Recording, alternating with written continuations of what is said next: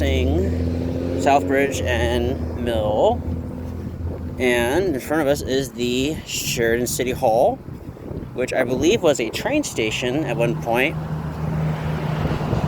Yep, there's Alvin, Wilma, and Isley. It's an honor plaque for them for their involvement in the community, which is pretty cool. Let's see if I can get a plaque information about the building, since this is open to the public, and this is a traditional public forum right here, fora, so I can approach that. And it was a train station, because there's the steam locomotive right there. Lobby hours 8 to 4, Monday through Thursday, 8 to 3, Friday, lunch 12 to 1. Still COVID measures. Oh, this was the Bank of Oregon in 1878, and I do know it was a train station. And the railroad company, 1877. I'll let you folks look at that. Feel free to pause it if you have to pause it to look at it. Here's the Bank of America one. And there's the council meetings, June 21st, 5 p.m. Probably discussing certain things. The agendas.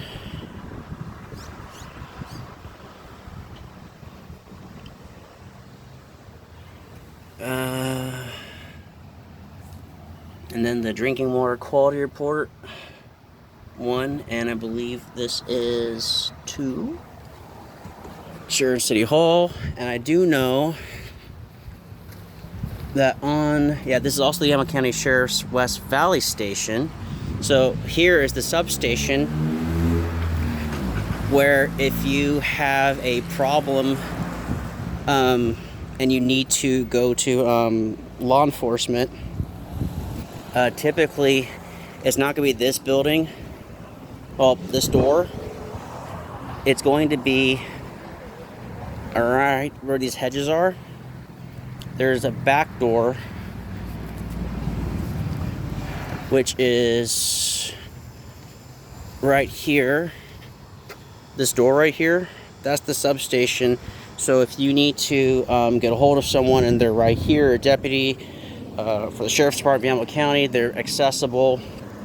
So far, they're very good at what they do.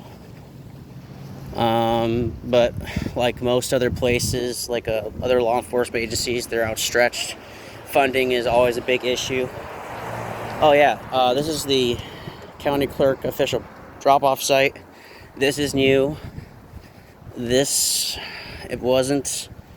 So they have a lock right here to protect your information, so it's hard to access it. My guess is there's at least 2 people to do it, to make sure that it's going to be a fair election. No hiding ballots or disposing of ballots. They have a phone number right there, 434-7518 with a 503 area code if you want to contact officials. But I do like that new box. It's really secure. Oh, they even have it in Spanish too. That's pretty cool. Good for them. It is a growing community, and anybody that comes here normally would benefit our community, regardless of where they're from. Because a lot of times when they come, they're coming from places that are potentially corrupted, less civil liberties, or none at all, and they come here for a new life for their family and their children and their children's children. So yeah, here's the firefighter parking only. Violators will be towed at the owner's expense. Makes sense. Don't want to do that. Rex L. Brown, 1930-2013. Life is short, smile and enjoy. You got that right. It is very short. So here's 2 bays right here, and on top of the building is where firefighters typically reside, where they're on watch. I've been in the station sometimes. It's pretty cool stuff. And they're renewing or enrolling fire med ambulance membership. That's pretty cool. They still have the original bell, which is pretty cool. I don't see any information on... Oh yeah, there's the flag. Waving proudly.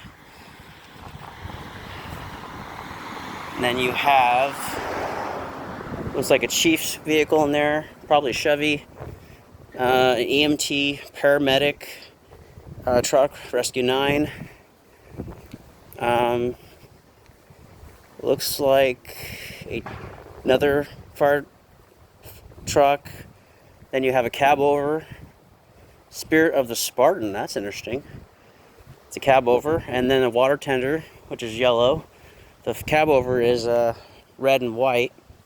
Here's also another parking lot, but I believe this is supposed to be for firefighters only. There are times where I've seen them practice out here, which is pretty cool. It shows that they're still doing their keep up their training. Down there is the mill, and unfortunately the sun's in the way, is blocking it, so it's making it difficult. And there's the rail right there. There's a switch track, but the switch track is, I had never seen it used, ever seen it used, so I have no idea if they're going to yank it up or whatnot, but yep, here is the fire department, and I do know this alarm is when it goes off when there's a fire or a EMT request, it is really loud. Like you can really hear the dogs go crazy, go nuts, it's like an air raid alarm. Never had the opportunity of recording it, but it is like an air raid alarm, like you'd find back in like the World War II movies, particularly when the Nazis were blitzing London. You would hear those air sirens go off. Oh, they got an antique one in there. That's really cool.